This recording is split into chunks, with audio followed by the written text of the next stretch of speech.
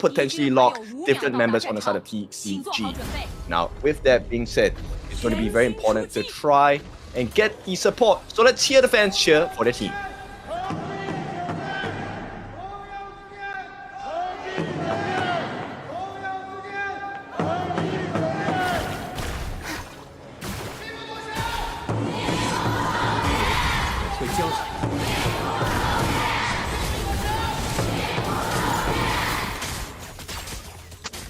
Yeah, no leaves of shenanigans here coming in for both teams here. It's just straight up brawl 2v2 in towards the bottom side here. But for the side TCG, they get that early level 2 and big pokes coming in on towards the RW bot laners.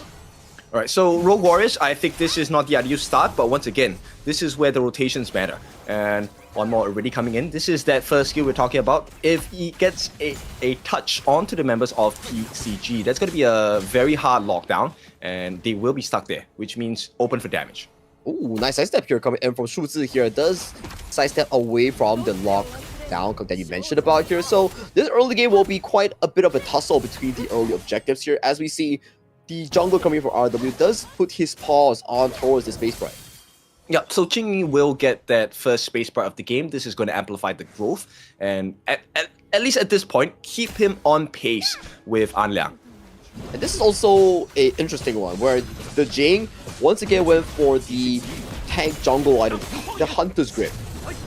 Yeah, at this point, potential first blood going to be threatened by the side of TCG. Luckily for the Leaping Savior, Mengxi will survive for the time being. TP done for the side of one more as well. Let's see how this is going to impact the early parts of the game, because right now, the farm is neck and neck by both teams. Oh, they're free shaking into the jungle here. The Roamer might be in danger here, but he does Leaping Savior away towards safety here. That does allow TCG's An Liang to take away a Lizard from the side of RW. Right, I mean, in this capacity of gameplay, this is where the slightest of differences will make a tipping point for either side. So TCG, that's a good start to have. Yep, and the mid lane seems to be a bit of a priority here coming in for both teams. It's not just to pick up the additional farm, it's also to unlock their teammates, make sure that they can be roaming across the map. Take a look at topside though. Han and also one more is lurking over their Clash Lane here, giving them priority and stealing away another Horntail Beast. Yeah, for everything that you lose on your side of the jungle, you need to find a way to recover that on the opponent's side. So, very nice idea coming out from the side of Rogue Warriors, able to achieve that effect as well, and quite a bit of poke coming in for the side of TCG. This is what I like about the Chang'e, right? You're one of the mages in the mid lane that is more of like a battle mage. You don't fall down that easily, and you have so much sustain to pack up your stats on this hero. Yeah, like your lock. And for now, it looks like TCG, they're holding on their own really well. Top of the gold charts here is going to be An Liang, leading by just about a couple hundred of gold in comparison to Jingyi on this Jing. That's usually not what we see, right? It's usually like the jungle assassin having more gold here, but the superior lane share of the EXP here seems to be favoring RW much more in this game one. I mean, that's why, you know, with KGL, they are supposed to be the future of the next in line for KPL Pro Play. So this is a healthy sign for the side of TCG, at least at this first few moments of the game. The true test starts at the 4-minute mark. Yeah, 4 minutes, that's where the Tyrant Overlord starts kicking in. No more turret protection, and you take more damage from your enemy here. So right now, in the early game, still a 50-50, but once we go into the 4 minutes, 9 minutes, 10 minutes, that's where the true game starts.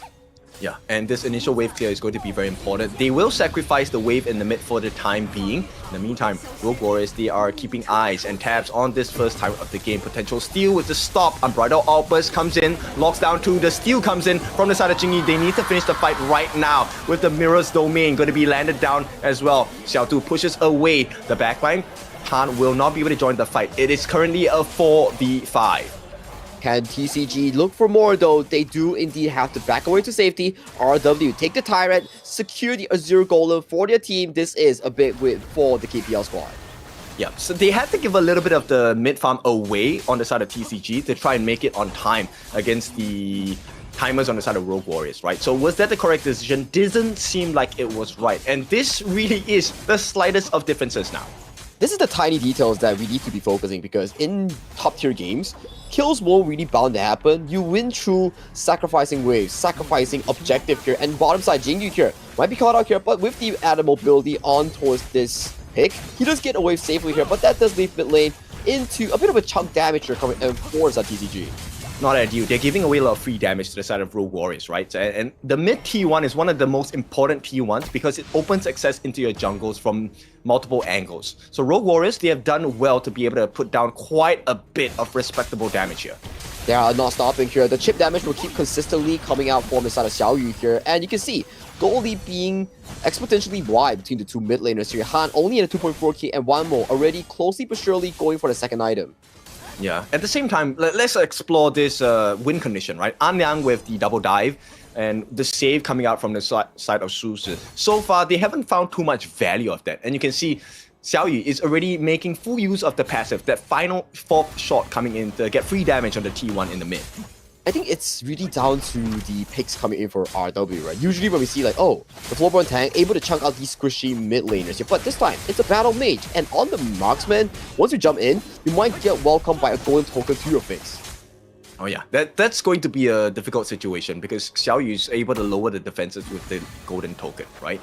So then it really comes down to combinations available. Does Rogue Warriors find the timing to be able to connect with the opportunities opened by Xiaoyu?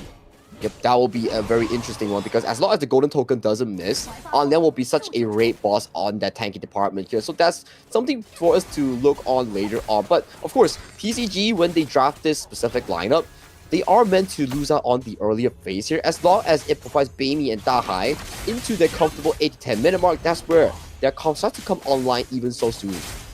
I mean, it's already working out so far, right? So they have been collectively filtering and funneling the Azure buff, Crimson buff into the hands of Beimi here. And it's working out successfully because he does have the goal lead against Xiaoyu, which means he's going to get those core items slightly earlier in comparison to Xiaoyu. Yeah, waiting for Beimi to actually secure that Doomsday here, but the mid lane tower does go in favor for the side of Rogue Warriors here. Light work coming in from Xiaoyu, good tokens here so far. And the timing couldn't have been better as well. Rogue Warriors just going to hold them off and potential setup. Nice dive coming in, but it's the T1 at the bottom that's the true cost here with Rogue Warriors opening up. Mengshi probably will have to give his life at this point, but it's a good trade. Suzu already has been taken down. It's a 1-for-1 for the Roamers. Here comes the jungler. Xingyu able to find another kill onto Dahai as well. And beautiful work from the side of Rogue Warriors. They take and they win big. The way that Rogue Warriors actually play the team fight is actually so beautiful here. The side of Xiaodu and also Jingyu, they were on the side lane, clearing the waves here. So, and to add on to that, Jingyu got a free turret as well, with no answers coming in from TCG. They were playing pull to the mid lane, and then they had to lose the team fight here 2-1. That's on kills, but towers, minions, those won't come back. Yeah, they won't. And in fact, another one for the side of Xiaodu here. He's going to be able to take the T1 at the top. So Rogue Warriors, they win big. They take all the T1s down. And this was off of the decision of one moment. Yeah, let's check out the replay here. So don't put your eyes on the mid side. Put your eyes on towards the side lanes here. So the Clash Banners came late, and the side lanes are suffering minion losses here. Shuzi goes in, gets taken down, and if you're Dahai, you do get the trade-off, but sacrificing yourself while the waves are piling to the opposite side, you're losing more than just a kill. True, and one important play actually came from Xiaodu. He separated Beimi from the rest of TCG, so there was no follow-up damage, even though they caught the likes of Mengxi in the middle of 4 different members for TCG. So that really costed them quite a bit. Now, Rogue Warriors, they know they have the advantage here. This is a 4,000 goal lead, mind you, so that recovery by Jingyu to now take the lead against Anyang in the jungle department, huge. Yeah, very good detailing as well, right? To be able to zone out the remaining members so that Dahai actually gets isolated by his team on the cross map here. As you can see, in the early stages, it was a 50-50. But right now, in towards the mid game, it's looking to be very favorable for the side of RW. Yeah, they're looking for an opening onto Beimi as well. This is just him alone, Jingyu that is, and they're going to be looking for a wave clear. This is the more important part. You don't have to get the kills, you just have to make sure they can't take the T1, but the chase down is happening. Nice pull. This could be Jingyu's fall here. He's so low, they have to finish the job, and they will. And once again, this is a double whammy. They take the T1 at the bottom, but as a team play, Xiaodu actually makes a trade here. T2 at the top, going to be taken down, as TCG needs to find more value. They can't find anything at this point. A bit of a disrespect as well coming in from Jinyu. He was overestimating his ability to dodge away those situations here. But that's where you see Beimi's range form spell 1 actually locks it in place like a Futsu ultimate. Yep, they will start to try and work on to Xiao Yu here as the 10-minute mark is here. Shadow variants of the Tyrant and the Overlord are available for the taking. They need to stall much more time here, RW. They need to wait until Jingyu is back from the base here, but Dahai already going towards the backline here, chunking out a big help from side of Xiao Yu. Yeah, but Xiao Tu in the middle, nice unbridled Albus, pushes everyone away. An Liang is going to be the first to fall. The Mega Tech is not available for the fight for TCG, which means Rogue Warriors will be opening up this 10-minute Tyrant for themselves. Shadow Tyrant secure. Yeah, a free objective after a good quick kill on towards the sole jungle player here from the side of TCG. Removing the smite here does mean that this objective falls in favor of RW, and then the jungle as well, in pockets of Jingyu. And look, you want to have the gold funnel into your mid laners to be able to get maximum value, right? The gold difference now between One More as well as Han is just a little bit too big. 2,000 in advantage to the side of One More. The burst damage potential is really, he already has the Void Staff and Venomous Staff. So anti-heal and Magic Pierce available for the side of Rogue Warriors. 4 core carries coming in from Rogue Warriors here, and Jingyu on the Jing is also a semi-tank one, but immediately engaged though, already going in. They'll give it a try. Xiao Yu is the one in danger, will be taken down, but on the backlines, they make the play as well. Xiao Tu trying to separate the team fight. They do push Baimi away from the likes of Rogue Warriors, but this comes at a cost of Xiao Yu being taken down already. Right now, Rogue Warriors, they have to run for their life. They're trying to look for a freebie in the form of Suzu down here. He might have to give his life. It will be secured, but it's still advantage to the side of TCG in terms of pushing Rogue Warriors away. They slow the aggression down. A very well played for the side of Shuzi here. He noticed the fact that Xiao Yu does not have flash already available, goes in for the play, gets the kill on towards the marksman. Once the DRNG is out of the equation, like you mentioned, there's no more tower pushing, and the objective of the Shadow Tyrant will be gone into waste here. Very good reaction coming in from TCG. Yep, I would still coin it as a momentary win, right? Correct. End of the day, once the dust settles, Rogue Warriors are still in a very viable position here. They still hold on to that 4,000 gold lead. And bear in mind, this is now their time to take the Shadow Overlord as well. So the next challenge for TCG is how do they stave off the aggression? Can they protect the T3s from the likes of Rogue Warriors? It will be a difficult one, especially when Rogue Warriors, we were talking about the itemization coming in from One More, Xiao Tu, Jingyu, and Xiao Yu.